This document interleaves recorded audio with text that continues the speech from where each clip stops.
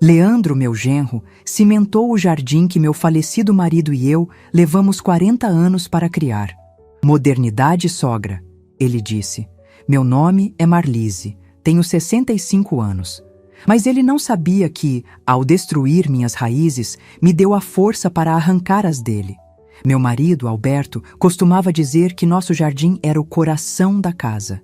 E era. Nós o plantamos juntos, 1 ano depois de casados, num terreno vazio que se tornou nosso lar. Cada planta era um marco. As amoreiras, plantadas no dia em que nossa filha, Simone, nasceu. O banco de jacarandá sob o ipê, que Alberto construiu com as próprias mãos no nosso aniversário de 25 anos de casados. E as orquídeas, a paixão dele.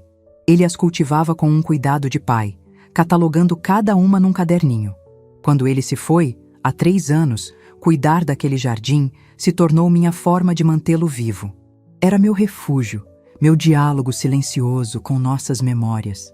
Simone conheceu Leandro na faculdade. Um homem com pressa. Pressa de enriquecer, pressa de exibir, pressa de parecer o que ainda não era. Quando vieram morar comigo após o casamento com a desculpa de guardar dinheiro, eu senti que o coração da casa começava a bater em outro ritmo. Leandro não via um jardim, via um espaço subutilizado. Nossas memórias eram, para ele, entulho sentimental. A ideia da área gourmet com jacuzzi foi apresentada como um presente para mim. Imagina, Marlise, a senhora não vai mais precisar ter trabalho com esse mato todo. Vamos fazer um espaço moderno, para receber os amigos, valorizar o imóvel. Ele dizia com aquele sorriso de vendedor. Meu filho, este jardim é a minha vida. É a história do seu avô, eu dizia para Simone, buscando nela um eco da menina que colhia amoras no pé. Mãe, o Leandro tem visão de futuro. A gente não pode viver preso ao passado, ela respondia, já contagiada pela ambição do marido. A destruição foi rápida e brutal. Eu havia viajado para a casa da minha irmã por 3 dias para ajudá-la num pós-operatório. Leandro aproveitou minha ausência. Quando voltei, o táxi mal conseguiu parar na porta. Havia uma caçamba cheia de terra, galhos e as raízes retorcidas do meu ipê. Uma betoneira bloqueava a entrada. Meu peito se comprimiu até a falta de ar. Desci do carro e entrei. O cheiro de cimento fresco e poeira pairava sobre tudo. Onde antes havia grama, flores e vida, agora havia uma laje de concreto cinza e fria. No centro, a estrutura de alvenaria do que seria a churrasqueira já se erguia. Meu banco de jacarandá estava partido em 2, jogado num canto. As orquídeas de Alberto sumiram. Leandro e Simone vieram me receber na porta, sorrindo. Surpresa! Gostou, sogrinha? Resolvemos acelerar a obra para a senhora não ter que ver a bagunça. Eu não conseguia formular uma frase, apenas apontei, trêmula, para o vazio. As orquídeas! Onde estão as orquídeas do Alberto? Leandro estalou os dedos, como se lembrasse de um detalhe sem importância. Ah, sim, a senhora nem vai acreditar na sorte. Apareceu um colecionador japonês, amigo de um amigo meu. Pagou uma nota preta por elas. Disse que tinham umas espécies raras ali. O dinheiro deu para pagar toda a mão de obra e ainda sobrou uma grana. Seu falecido marido tinha bom gosto, hein? Até depois de morto tá ajudando a família a prosperar. Ele riu. Aquela risada. Foi como se ele tivesse pego uma pá e batido no túmulo do meu marido. Simone, percebendo meu estado de choque, tentou amenizar. Mãe, foi um ótimo negócio. O papai ia querer que a gente usasse o dinheiro para melhorar a casa, para a família. Saiam. A palavra saiu da minha garganta com uma força que eu não sabia que possuía. Saiam da minha frente. Agora! Eles se assustaram. Minha reação não era de choro, era de uma fúria gelada. Fui para o meu quarto, tranquei a porta e me sentei na cama, o corpo rígido como uma estátua. Eu não chorei. As lágrimas eram um luxo que a dor não permitia. Eles haviam cruzado a última fronteira. Não era mais sobre desrespeito ou falta de consideração. Era uma profanação. Eles haviam vendido a alma da minha casa, o legado do meu marido, e transformaram em pó de cimento e dinheiro sujo. Eles me viam como uma peça da mobília, uma velhinha que provia um teto, comida e que logo seria um estorvo. Eles contavam os dias para herdar aquela casa, aquele terreno. Mas eles, em sua ganância cega, cometeram um erro monumental. Eles se esqueceram de quem eu era antes de ser a sogra. Eu e Alberto não viemos de família rica. Trabalhamos como loucos. Ele, como representante comercial. Eu, como gerente de loja. Vivemos uma vida frugal, quase espartana. Enquanto nossos amigos trocavam de carro todo ano, nós mantínhamos o nosso por uma década. Enquanto eles viajavam para o exterior, nós passávamos as férias no nosso jardim. E cada centavo que não gastávamos era investido. Alberto era metódico, estudava o mercado de ações, comprava pequenos imóveis para alugar. Ele me ensinou tudo. Quando ele morreu, ele não me deixou apenas um jardim. Ele me deixou um império silencioso, construído com a sabedoria de quem sabe o verdadeiro valor do dinheiro. Uma fortuna que ninguém, muito menos minha filha e seu marido deslumbrado, jamais sonhou que existia. Naquela noite, enquanto eles dormiam o sono dos vitoriosos no quarto ao lado, eu liguei meu computador. Abri as planilhas, os extratos dos fundos de investimento, os registros dos imóveis. O número final, frio e inegável, brilhou na tela. Era um número que significava poder.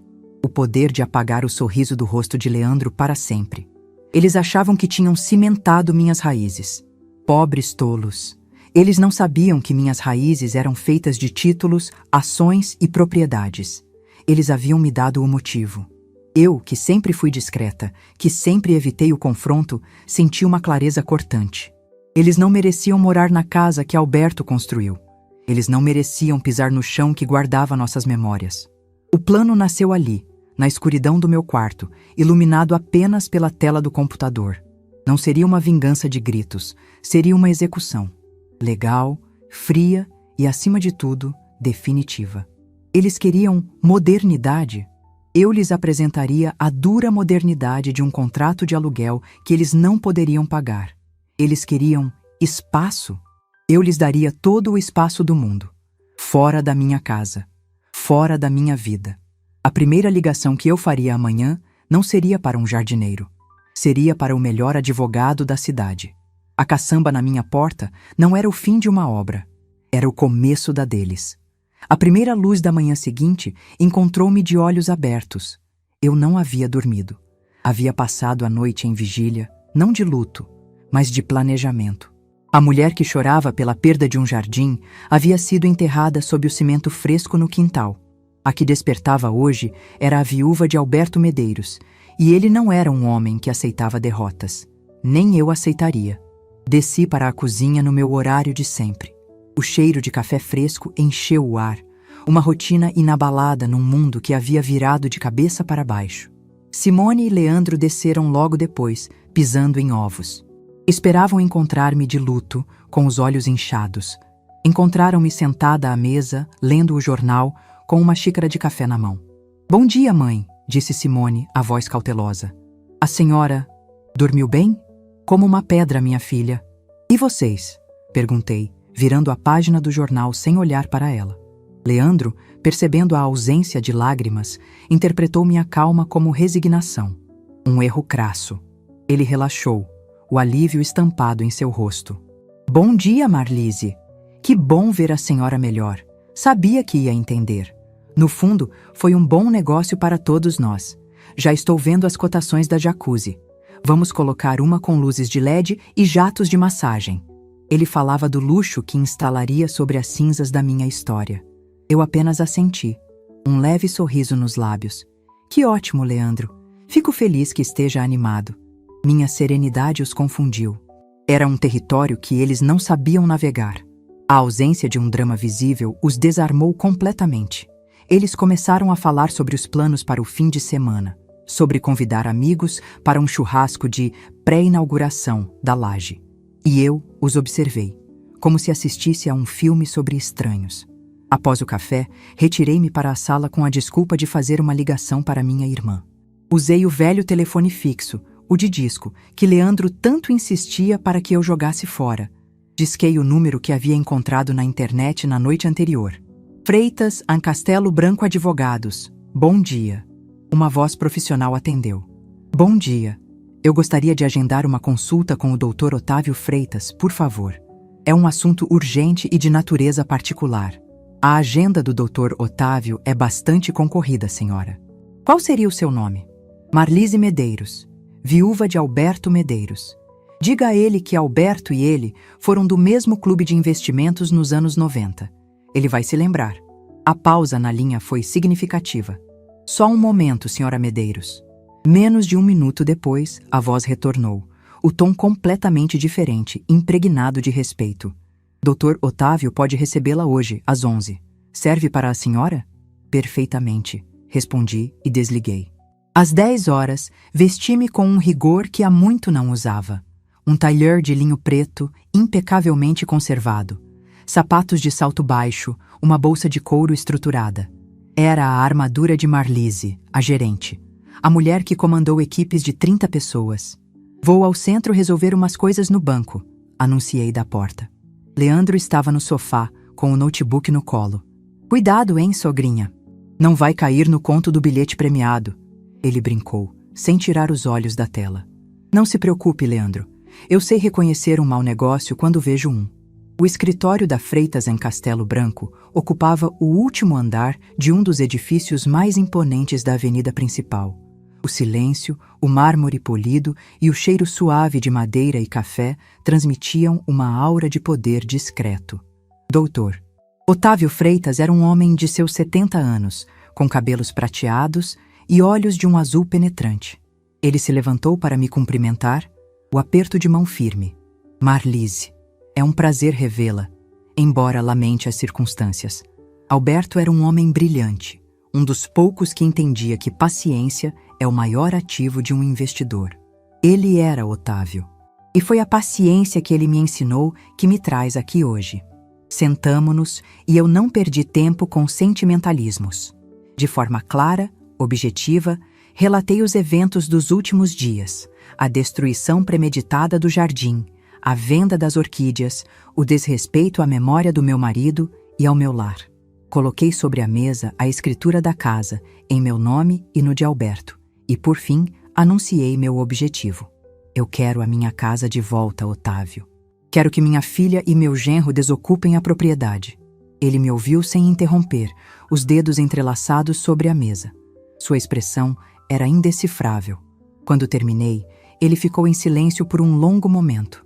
Marlise, legalmente, a situação é clara. Eles residem na sua casa sob um regime que chamamos de comodato verbal. É um empréstimo gratuito de imóvel. A senhora, como proprietária, tem todo o direito de revogar este comodato a qualquer momento. E como eu faço isso? Perguntei, sentindo uma onda de força tomar meu corpo. O primeiro passo é uma notificação extrajudicial, um documento formal, redigido por nós, informando-os da sua decisão e concedendo-lhes um prazo razoável para a desocupação. 30 dias é o padrão. Se eles se recusarem a sair após esse prazo, entramos com uma ação de reintegração de posse. Mas, francamente, ele se inclinou para a frente. O impacto da notificação costuma ser suficiente. É um choque de realidade. Ótimo, pode redigir o documento. Marlise, eu preciso perguntar, ele disse, o tom agora mais pessoal. Simone é sua única filha. Você tem certeza de que quer seguir por esse caminho? É uma medida drástica. Eu o encarei, meus olhos firmes. A medida drástica foi a que eles tomaram, Otávio. Eles não destruíram apenas um jardim. Eles destruíram a santidade do meu lar. Eles me declararam obsoleta, uma peça a ser descartada quando for conveniente. Eu não estou sendo drástica, estou me defendendo. Estou honrando a memória do meu marido e o meu direito de envelhecer com dignidade e paz na casa que construímos. Você pode me ajudar, ou eu procuro outro advogado. Um raro sorriso surgiu nos lábios de Otávio Freitas. Alberto ficaria orgulhoso. Ele sempre disse que a sua doçura escondia uma espinha de aço. Considere feito. Minha secretária irá contatá-la para colher os dados deles. Enviarei um rascunho para seu e-mail esta tarde. Assim que aprovar, protocolamos. Saí daquele escritório sentindo-me 10 centímetros mais alta. O poder que o dinheiro me dava era abstrato, mas o poder da lei era uma arma tangível, afiada, e eu estava prestes a usá-la. Cheguei em casa e o contraste era brutal. A realidade paralela em que Leandro e Simone viviam era quase cômica. Ele havia recebido a visita de um vendedor de jacuzzis. Estavam os dois no quintal cimentado, com uma trena na mão, discutindo a melhor posição para a banheira. E aqui, Leandro, a gente pode colocar um deck de madeira em volta, com umas luzes embutidas. Vai ficar um show. Sua sogra vai adorar, dizia o vendedor. Leandro me viu chegando. Olha aí, Marlise, chegou em boa hora. O que a senhora acha? A jacuzzi fica melhor aqui, mais perto da churrasqueira, ou mais no canto, para dar mais privacidade? Eu olhei para o espaço vazio. Tanto faz, Leandro. Para mim, não faz a menor diferença. Minha indiferença o desarmou. Ele esperava entusiasmo, ou pelo menos, interesse. Minha total apatia ao projeto que era o centro do seu universo era algo que ele não conseguia processar. Simone estava na sala, navegando em sites de decoração. Mãe, olha esse conjunto de poltronas de fibra. Não ia ficar lindo aqui na área gourmet? É um pouco caro. Mas o Leandro disse que com o dinheiro das orquídeas dá pra gente investir pesado na decoração. Eles falavam de gastar o dinheiro da alma do meu marido em almofadas. Eu apenas olhei para a tela do notebook dela. Bonito. Mas talvez você devesse procurar algo mais portátil. A estranheza da minha frase pairou no ar, mas ela não entendeu. Eles eram tão cegos pela própria ganância que não conseguiam ver o abismo que se abria sob seus pés. Viviam de favores na minha casa, comendo da minha comida, usando da minha luz e agiam como reis, planejando o futuro sobre um reino que estava prestes a ruir. No fim da tarde, recebi o e-mail do Dr. Otávio.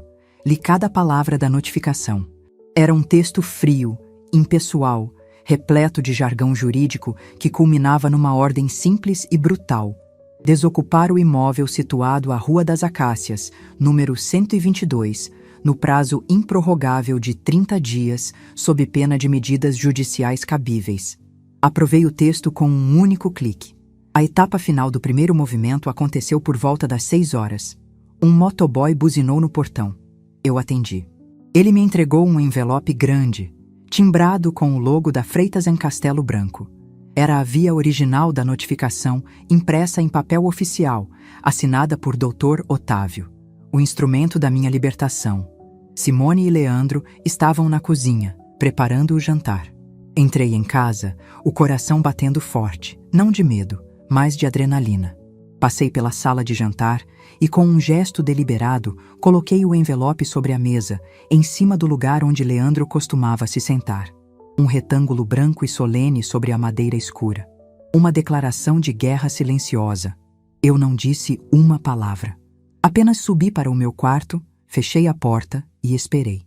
A bomba relógio estava armada. O poder oculto estava prestes a se revelar. O jantar estava servido. Coloquei as travessas na mesa como fazia todas as noites. Arroz branco, feijão fresco, um bife acebolado e salada. Uma refeição simples, caseira. O último banquete dos condenados, embora eles ainda não soubessem. Sentei-me e comecei a me servir. Simone e Leandro chegaram à mesa, o humor visivelmente mais leve. A minha aparente resignação os havia tranquilizado. Leandro puxou a cadeira com sua habitual fanfarronice. Foi quando ele viu o envelope branco, solene, posicionado exatamente onde seu prato deveria estar. Opa, o que é isso? Correspondência importante? Ele disse, pegando o envelope. Ele o virou, viu o timbre elegante da Freitas em Castelo Branco. Nossa, chique! A senhora arrumou um advogado, Marlise? Vai processar a prefeitura por algum buraco na calçada? Ele riu, rasgando o topo do envelope com o dedo. Simone servia seu prato. Deixa a mamãe, Leandro. Ela tem o direito de cuidar das coisas dela. O sorriso de Leandro congelou enquanto seus olhos corriam pelas primeiras linhas. A linguagem era densa, formal. Vi sua testa franzir em confusão, tentando decifrar palavras como comodatária, notificante, prazo improrrogável. E então ele chegou à parte clara, a parte que não deixava dúvidas. Seu rosto perdeu a cor.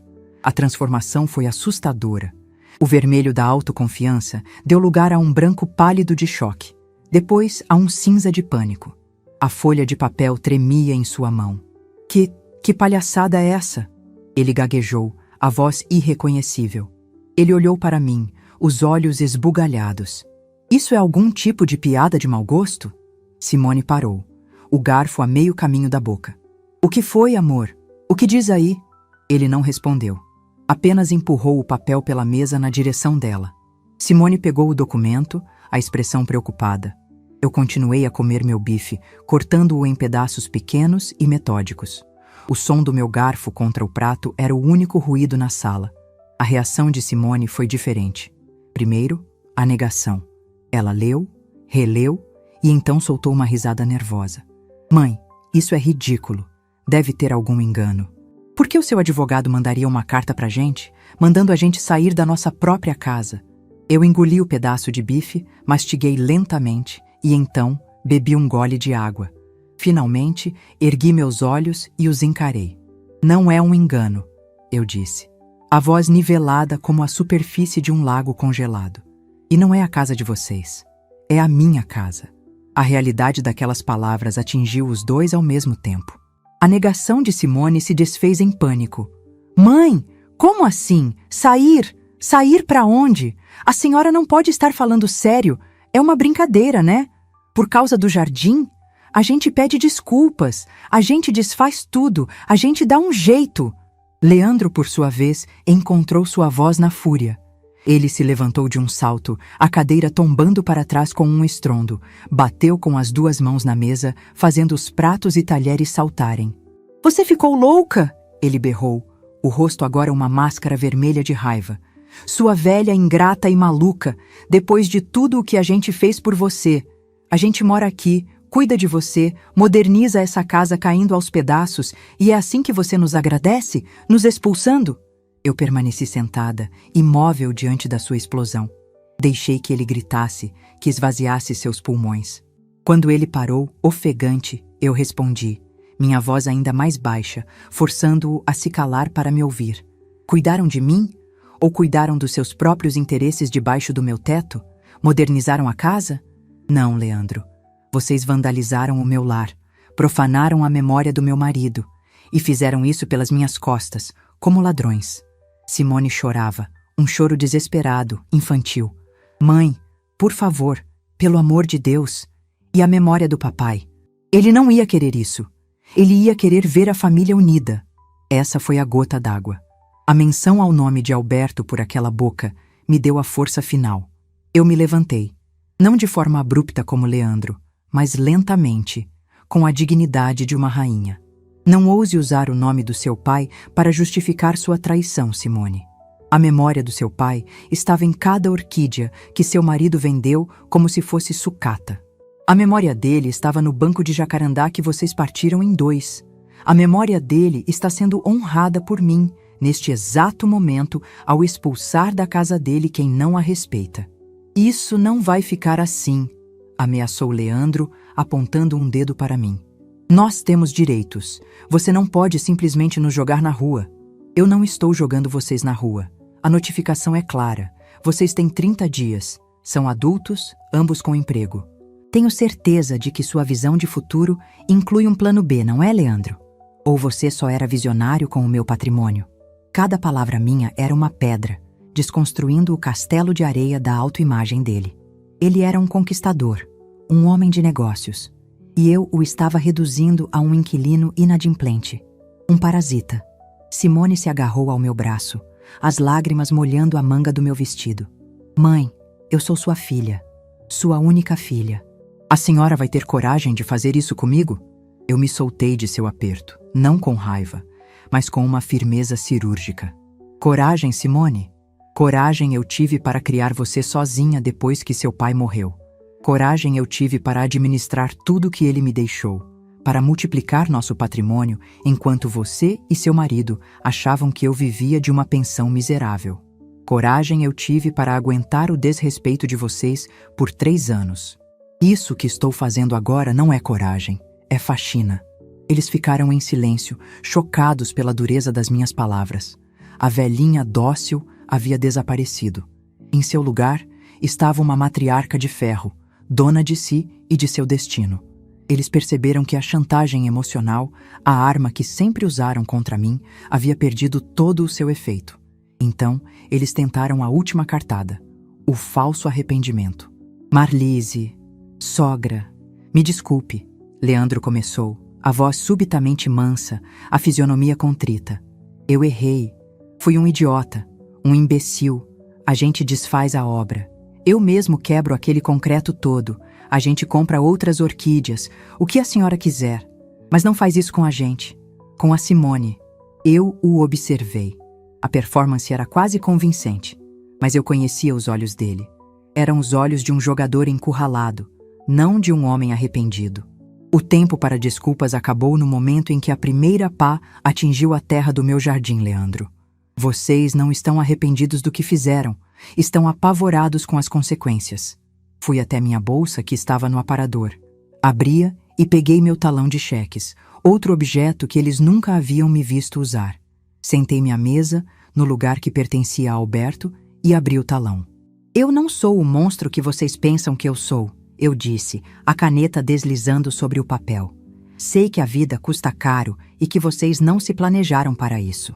Preenchi a folha, destaquei-a e a empurrei pela mesa na direção deles. R$5.000. É uma ajuda de custo, para a caução de um aluguel e para o frete. É o último centavo que receberão de mim. Usem com inteligência.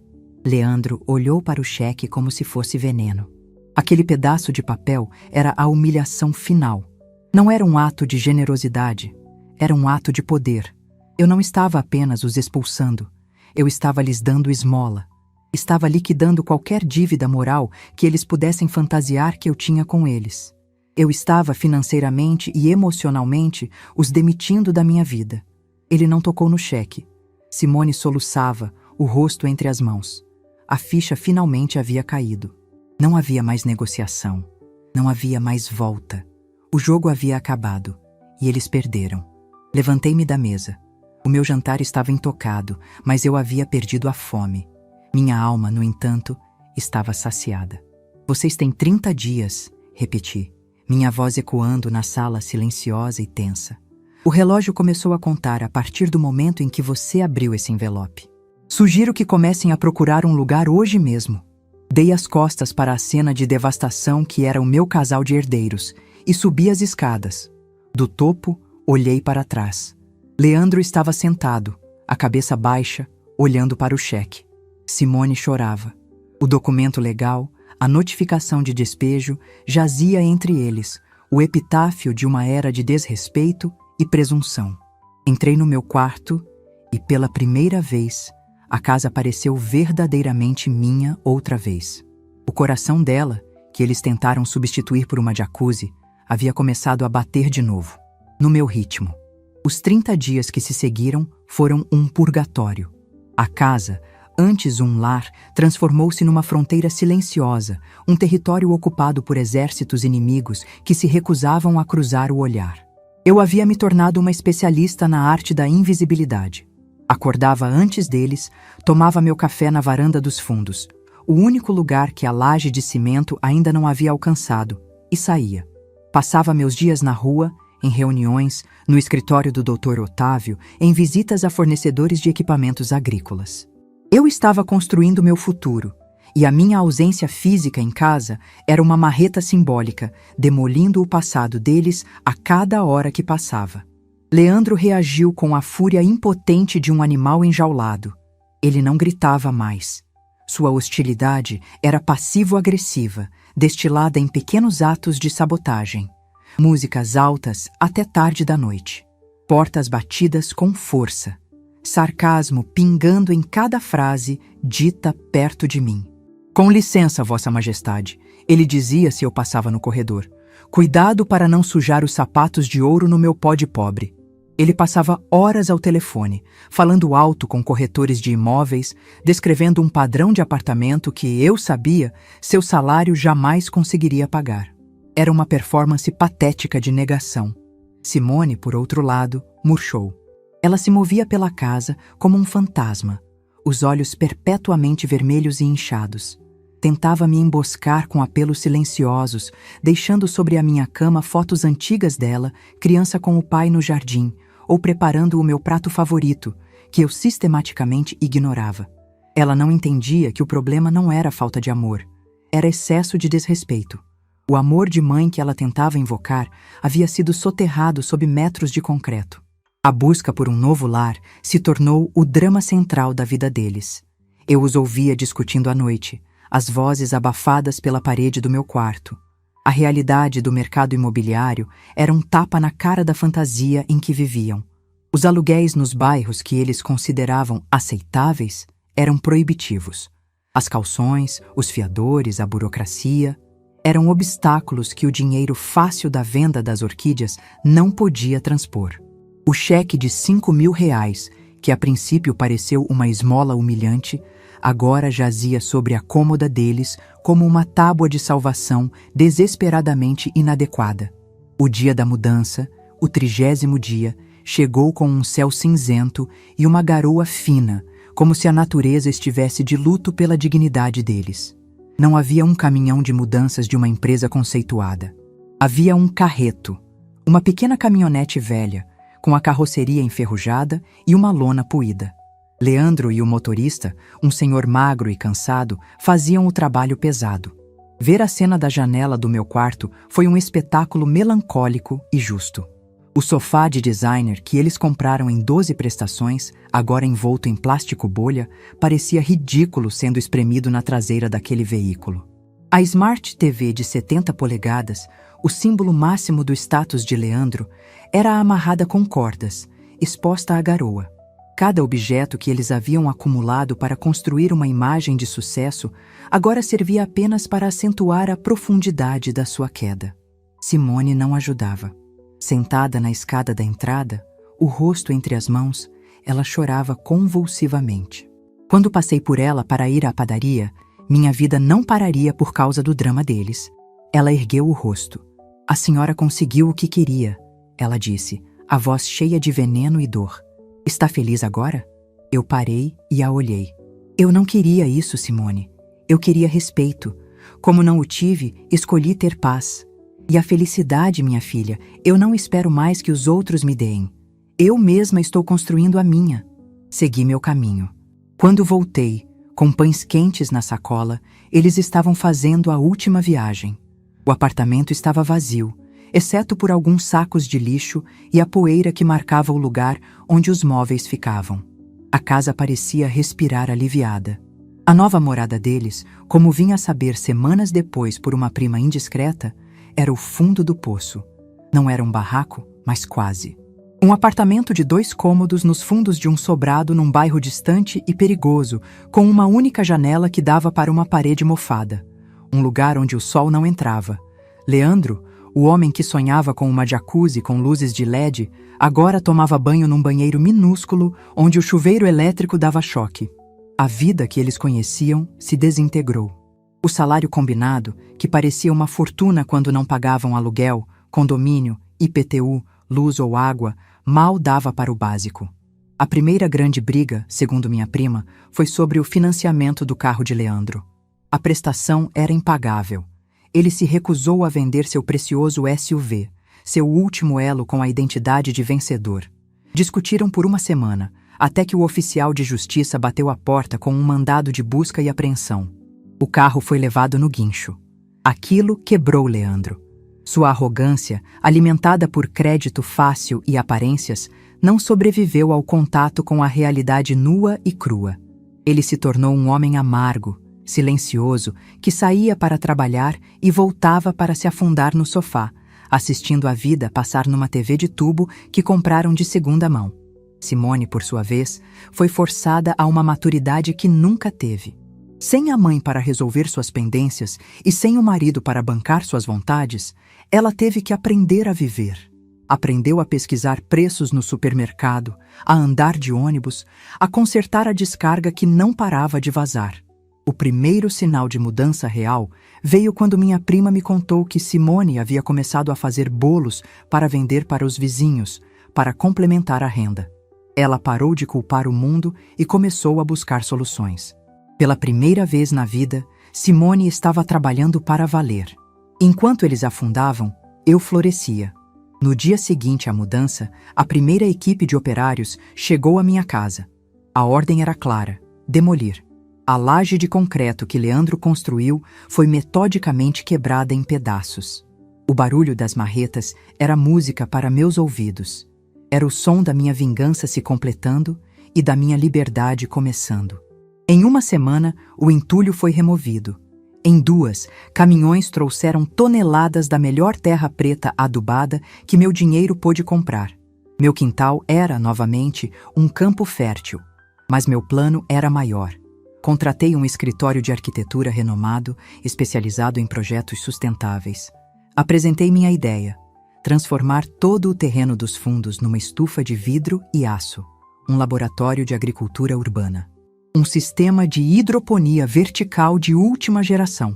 Quero criar uma cooperativa, expliquei à jovem arquiteta. Um negócio social. Vamos contratar mulheres da comunidade, ensiná-las a cultivar hortaliças hidropônicas de alta qualidade, sem agrotóxicos, e fornecer para os melhores restaurantes e mercados da cidade. O lucro será dividido entre todas. Quero que o nome seja Raízes. A arquiteta me olhava com admiração. Dona Marlise, este é um dos projetos mais incríveis que já vi. O capítulo terminou comigo semanas depois, em pé no meio do meu quintal. A terraplenagem estava pronta. As fundações da estufa começavam a ser cavadas. O sol da tarde batia no meu rosto. A casa estava silenciosa, em paz. O cheiro era de terra molhada, de promessa, de recomeço. Eu não sentia alegria pela desgraça da minha filha. Sentia uma serenidade profunda por ter retomado as rédeas da minha vida. Eu havia podado os galhos podres da minha árvore genealógica. E agora, no terreno limpo, eu estava pronta para plantar um novo legado. Um que daria frutos para muito mais gente. Passou-se 1 ano. 12 meses. Tempo suficiente para uma semente virar árvore, para uma ferida virar cicatriz e para um império se erguer. E o que se ergueu no meu quintal era, de fato, um império. Um império de vidro, aço e vida.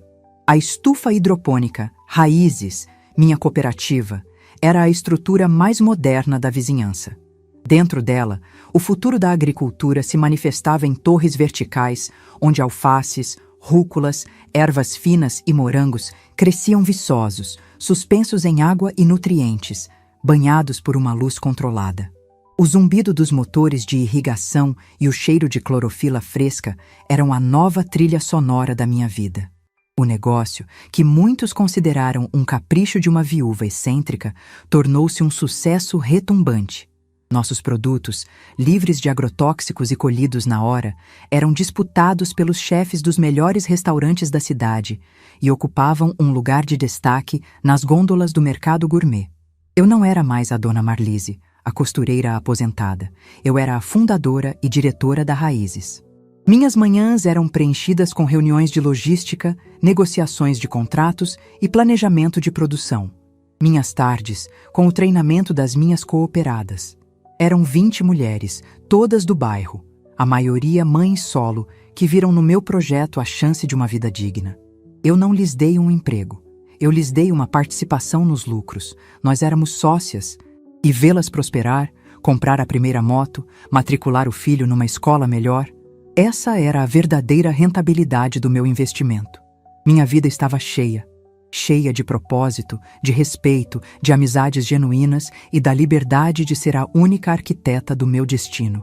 A notícia sobre a Raízes se espalhou pelo bairro e, eventualmente, como a água que escorre pelas frestas, chegou ao apartamento escuro onde minha filha e seu marido sobreviviam. Fiquei sabendo por terceiros que a vida deles havia se tornado uma sucessão de perdas. Leandro, incapaz de manter o padrão de vida que sua arrogância exigia, perdeu o emprego de status e agora trabalhava como vendedor numa loja de eletrodomésticos, ganhando por comissão. Simone complementava a renda vendendo bolos, mas a luta era diária e exaustiva. Eles haviam atingido o ponto em que o orgulho se torna um luxo insustentável. Numa terça-feira chuvosa, eu estava no meu escritório, um cubículo de vidro com vista para as fileiras verdes da estufa, quando minha gerente, a Fátima, bateu na porta. Dona Marlise, tem um casal aí fora querendo falar com a senhora. Disseram que é pessoal. O nome dela é Simone. Meu coração não disparou. Não senti raiva, nem alegria. Senti apenas o peso inevitável da conclusão de um ciclo. Pode mandá-los entrar, Fátima.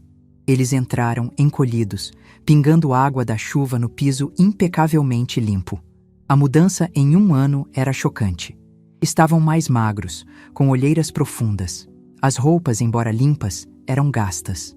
A aura de sucesso e autoconfiança havia se evaporado, substituída por um véu opaco de derrota. Leandro não conseguia me encarar. Manteve os olhos fixos no chão, as mãos nos bolsos, a postura de um homem que se desculpava pela própria existência. Simone foi quem falou. A voz baixa, trêmula, desprovida de qualquer vestígio da antiga presunção. Mãe, quer dizer, Dona Marlise, a gente ficou sabendo do seu negócio, que está indo bem, e que a senhora dá emprego para o pessoal do bairro. Ela parou, engolindo em seco. Eu esperei, em silêncio, minha expressão neutra, a de uma empregadora avaliando um candidato. A vida não tem sido fácil pra gente, ela continuou, as lágrimas começando a se formar. O Leandro está trabalhando, e eu também, mas mal dá pra pagar as contas. A gente errou muito, e a gente sabe que não tem direito de pedir nada, mas a gente precisa de um emprego, qualquer coisa. Limpeza, carregar caixa, o que for. A gente jura que trabalha duro. O silêncio que se seguiu foi pesado. Ouvi o som da chuva batendo no teto de vidro. Olhei para a minha filha. Não mais a menina mimada, mas uma mulher desesperada. Olhei para o meu genro, não mais o pavão arrogante, mas um homem quebrado. Eles não vieram com chantagem ou exigências. Vieram com um pedido. O mais humilde de todos. Eu me inclinei para a frente, apoiando os cotovelos na minha mesa. A Raízes está, de fato, expandindo. Tenho 2 vagas abertas. Uma na área de embalagem e higienização das folhas, outra na limpeza e manutenção dos tanques de nutrientes. O trabalho é pesado, começa às 6 da manhã e vai até às 3 da tarde, de segunda a sábado. O salário é o piso da categoria, depositado em conta todo dia 5. Os benefícios são vale-transporte e uma cesta básica. As regras são as mesmas para todos.